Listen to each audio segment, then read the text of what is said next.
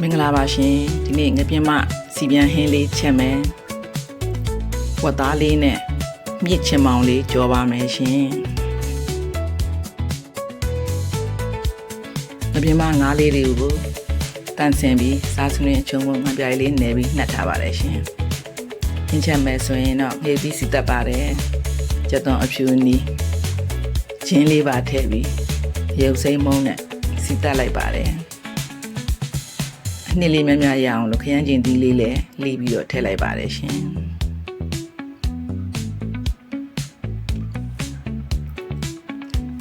ခရမ်းကျင်သီးလေးနူးလာပြီဆိုရင်တော့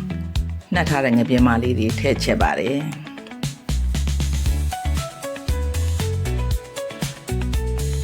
ငါးလေးတွေနူးဖို့ရေလေးနည်းနည်းထည့်ပါတယ်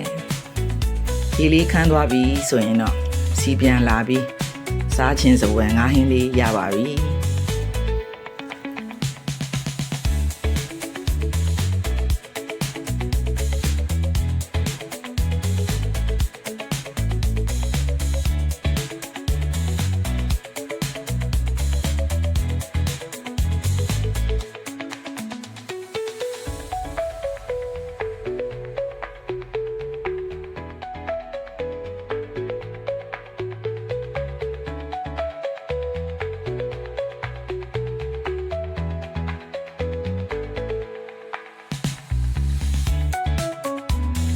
ငါးဟင်းထဲကိုမဆလာလေးလည်းထည့်လိုက်ပါသေးတယ်ရှင်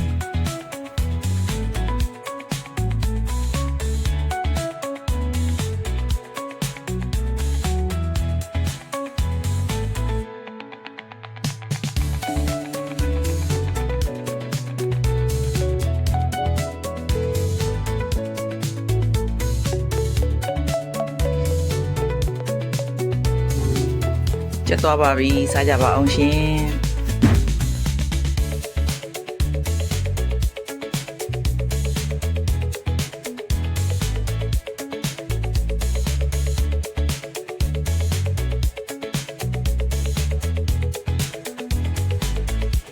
ဝတ်သားလေးနဲ့ချင်းမောင်းကြောမယ်ရှင်မြစ်ကလေးတွေကိုပြုတ်ပြီးတော့သေးသေးလေးဖြစ်အောင်ချစ်ထားပါတယ်ရှင်ချင်းမောင်းရလေးတွေကိုလည်းမှွေထားပါတယ်ရှင်ဝတ်သားလေးကိုတုံးသေးသေးလေးတွေတုံးပြီးတော့စားစနစ်ချုံမုံငံပြားရည်နဲ့နယ်ပြီးသူ့ကြက်သွန်အဖြူနီးရောင်တင်မှုန်လေးထည့်ပြီးတော့စီတက်လိုက်ပါတယ်ချင်းမောင်ကြော်ထဲမှာချင်းမောင်အချင်းကိုထိမ့်ဖို့အတွက်ငပိစိမ်းစားလေးထည့်ရပါတယ်ရှင်ငပိစိမ်းစားလေးပါထည့်ပြီးတော့ဝတ်သားလေးနဲ့တစ်ခါတည်းချက်လိုက်ပါတယ်ဝတ်သားလေးတွေနူးပြီဆိုရင်တော့ပြုတ်ထားတဲ့မြစ်ကလေးထည့်တယ်ရုပ်သီးအစိမ်းတောင်လေးတွေထည့်တယ်အဲ့ဒီနောက်မှာတော့မွေထားတဲ့ချင်းမောင်ရလေးပါထည့်ပြီးတော့ကြောပါတယ်ရှင်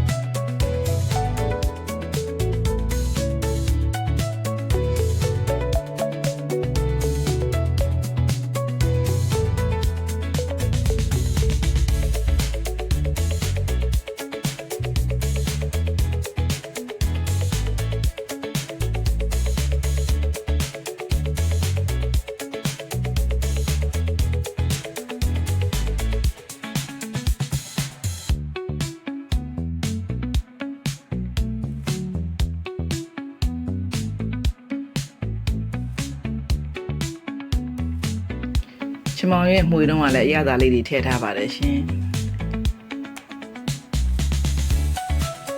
မြည်ကြည့်ပြီးတော့ပေါ့နေတဲ့အတွက်ကြောင့်စားလေးနဲ့ချမုံလေးနဲ့နည်းနည်းထပ်ထည့်ပေးပါတယ်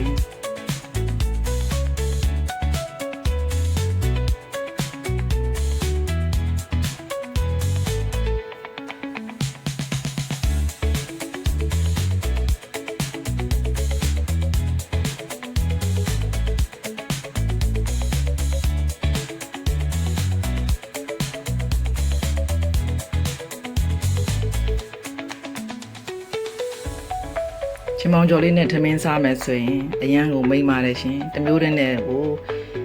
ထမင်းစားလို့အရန်ကောင်းပါတယ်ခုဆိုရင်တော့စားလို့ရပါပြီရှင်ချက်သွားပါပြီစားကြပါဦး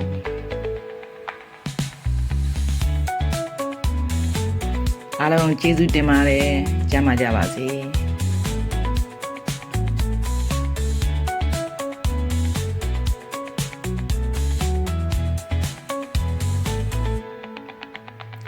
နောက်ထပ်လည်းပြန်တွေ့ပါဦးမယ်တတာ